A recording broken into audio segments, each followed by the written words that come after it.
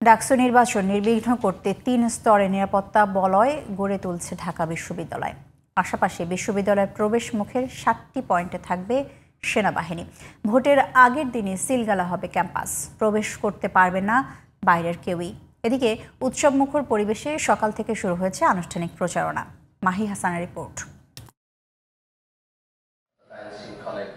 মঙ্গলবার ঢাকা বিশ্ববিদ্যালয়ের সিনেট ভবনে ডাকসু ও হল সংসদ নির্বাচনের প্রার্থীদের নিয়ে জরুরি বৈঠকে বসে নির্বাচন কমিশন।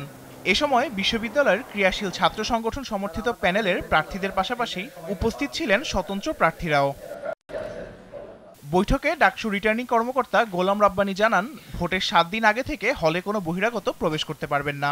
ভোটের দিন বিশ্ববিদ্যালয়ে বৈধ ভোটার ও কার্ডধারী ছাড়া প্রবেশ করতে পারবেন না কেউই। এন্ট্রি পয়েন্টে আর্মি তাদের অবস্থান নিয়ে থাকবেন, স্ট্রাইকিং ফোর্স হিসাবে তারা থাকবেন।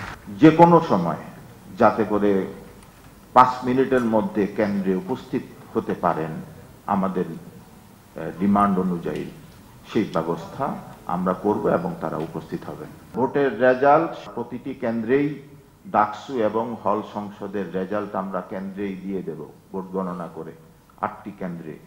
সুতরাং আমরা ভোটের রেজাল্ট সম্পন্ন হওয়া পর্যন্ত আর্মি কর্ডন করে রাখবে।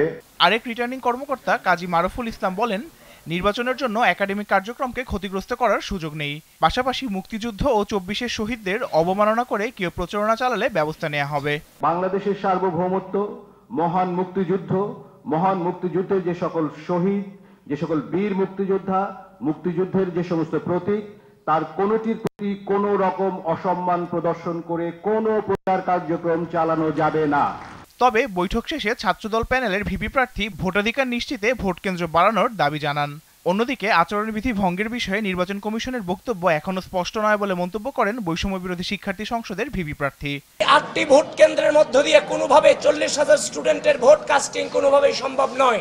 নির্বাচন কমিশন শুধুমাত্র ফরম্যালিটি মেইনটেইনের জন্য নিজেরা পুরো মিটিং তারা অ্যারেঞ্জ করেন, নিজেরা এসে নিজের কথাবার্তা বলেন, আমাদেরকে কোনো কিছু বলার সুযোগ দেন না। ডাকসু নির্বাচন চলাকালীন ক্লাস পরীক্ষা রাখা অযৌক্তিক বলে অভিযোগ করেন ডাকসু ফর চেঞ্জ প্যানেলের ভিপি প্রার্থী। এছাড়া প্রশাসনের আচরণকে একপক্ষীয় বলে অভিযোগ করেন ঐক্যবদ্ধ শিক্ষার্থী জোটের ভিপি প্রার্থী।